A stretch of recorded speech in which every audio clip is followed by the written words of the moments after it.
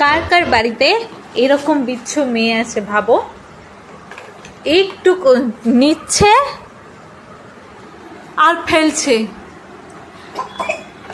আমি যতবারই এটাকে ড্রয়ারটাকে বন্ধ করে দিচ্ছি, মামাম ছাড়ো ছাড়ো ছাড়ো, এই বন্ধ করে দিলাম, এক্ষুনি টেনে খুলে দিবে।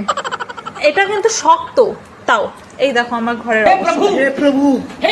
সব ছুঁড়ে ছুঁড়ে ছুঁড়ে ছুঁড়ে ছুঁড়ে ছুঁড়ে ফেলে দিচ্ছি। আমি পাগল হয়ে যাবো এই মেয়ের পিছনে। মাম্মা কি হচ্ছে? কি করছো তুমি? হ্যাঁ কি করছো?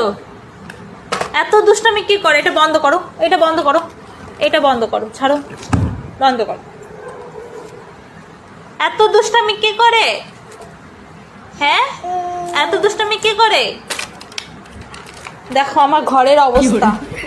এই কিছুক্ষণ আগেই সব আমি এগুলো পরিষ্কার করলাম, আর এনার দুষ্টামি শুরু।